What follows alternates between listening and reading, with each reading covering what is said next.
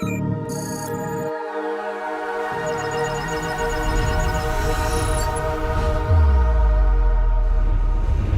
PCF vai ingressar com 3 ações na Justiça, que foram aprovadas em Assembleia.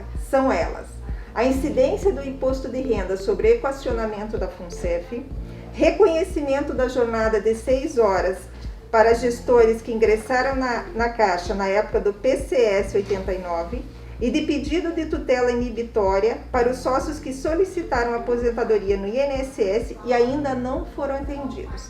Para falar mais sobre essas ações, convidamos o vice-presidente da PCF, Jesse Krieger, para falar sobre como funciona, como vai funcionar a contemplação dos associados, porque ele trata desses assuntos institucionais da associação. Tudo bem, Jesse? Tudo ótimo, tudo beleza. Por que a PCF decidiu ingressar com essas ações agora?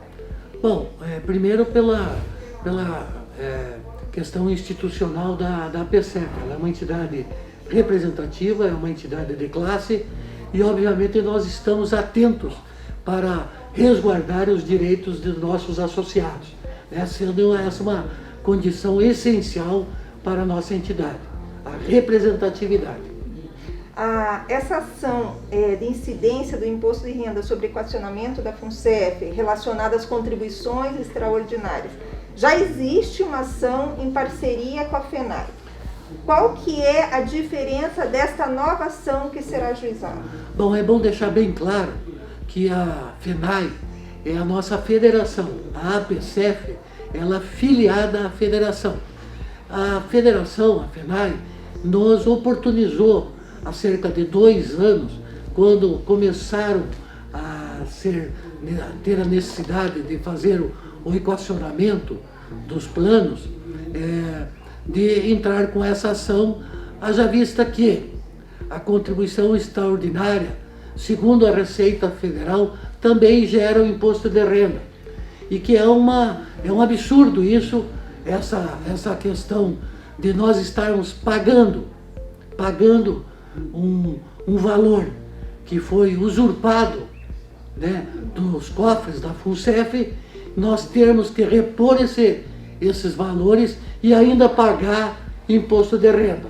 Então a FENAI oportunizou a assessoria jurídica que assiste a FENAI para que as filiadas, dentre as quais a APCF do Paraná, utilizassem desse escritório para demandar essas ações. As ações são de âmbito estadual, todas as APCFs ingressaram com essa ação e nós também.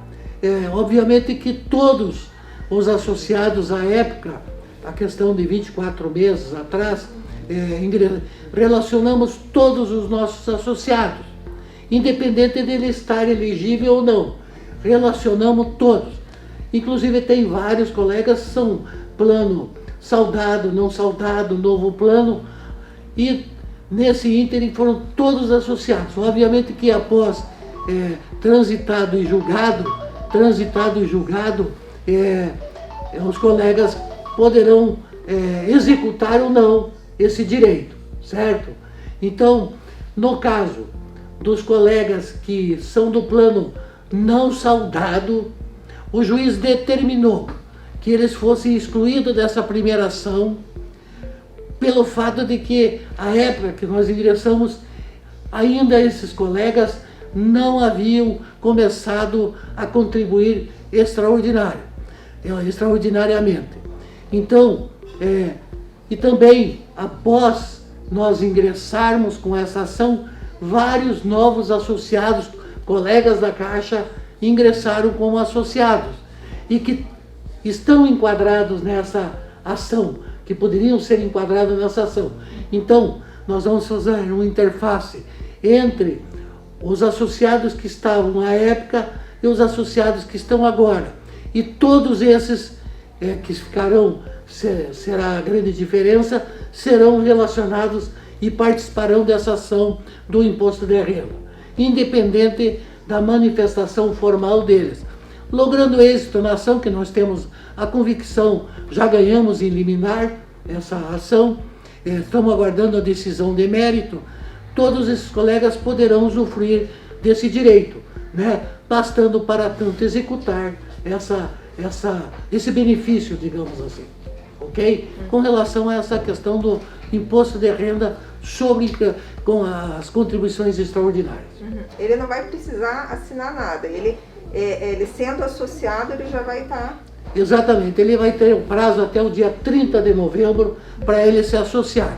Então é um alerta, aqueles colegas que são colegas da Caixa e que têm enquadramento nisso aí e que não postularam esse direito, poderão se associar e que serão relacionados nessa ação.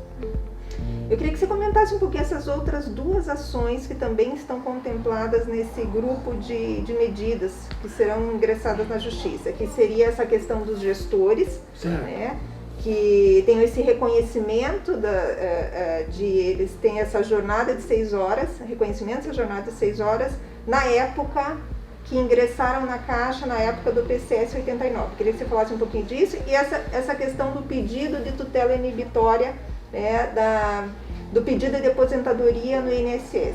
Perfeito, Jaqueline. É o seguinte, o pessoal, os gestores que ingressaram na Caixa anteriormente, que estavam enquadrados no PCS 89, eles teriam direito ao recebimento de horas extras. Isso já existe jurisprudência nesse sentido e que eles teriam direito. A Caixa, ao longo dos anos, fez algumas alterações normativas e que estabeleceram, inclusive, a mais recente, que os próprios gestores teriam que bater o ponto e que, no caso, retiraria todo o direito dessas pessoas postularem esse direito de recebimento de horas extras, as quais não foram pagas pela Caixa, né?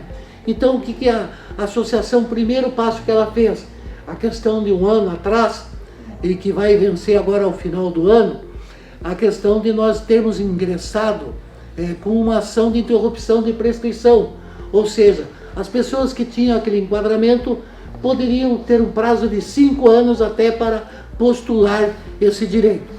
E essa ação de interrupção está terminando o prazo. Então é importante que nós ingressemos com essa ação coletiva, é uma ação coletiva para que os colegas que têm esse enquadramento possam usufruir desse direito. Então é uma ação coletiva para os colegas que estavam enquadrados no PCS 89, certo?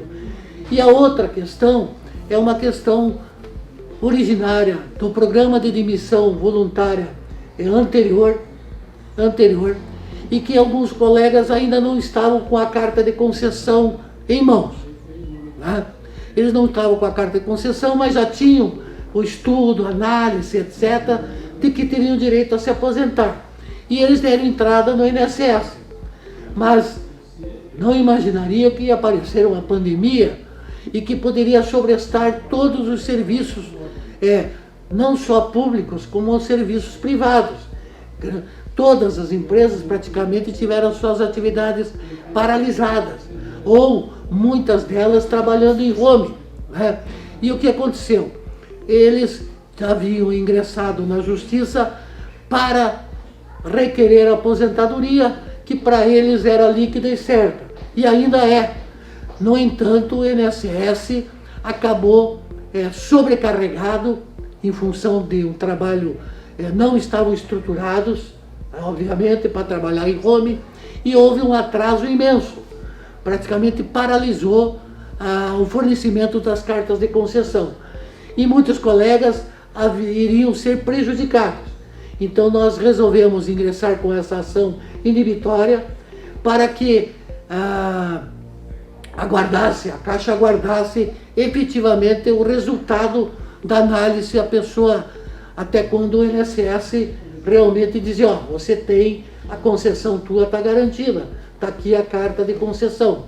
Por outro lado, a Caixa, ela, vendo esse problema, já prorrogou até o final desse ano digamos assim, a oportunidade da pessoa apresentar esse documento. Então, quem apresentar até o final do ano, a Caixa vai vai aceitar sem qualquer tipo de prejuízo. Nós estamos ainda numa fase de análise, porque anteriormente a ONSS já voltou com boa parte de suas atividades e nós não temos conhecimento de nenhum colega que esteja nessa situação, mesmo porque alguns deles buscaram acionar judicialmente de forma individual. Então o que nós estamos fazendo é fazer uma ampla divulgação para verificarmos se efetivamente nós temos ainda algumas pessoas que estão enquadradas nessa situação, para que a gente possa ingressar especificamente com essa ação. Então, como você comentou anteriormente, tem um prazo até 30 de novembro para pessoas, para quem ainda não é filiado, para se associar e participar dessas ações. Importante é o seguinte, nós temos que ter uma linha de corte, porque as pessoas têm que saber que temos prazo. A partir do momento que você ingressou com a ação, aqueles associados que estavam associados até aquela data são beneficiados. Os que entrarem posteriormente, infelizmente, ficarão de fora. Então a linha de corte que nós estamos dando é 30 de novembro. Obrigada, Jessi. Eu que agradeço a oportunidade, esperamos que tenhamos sido claros para todos os nossos queridos associados.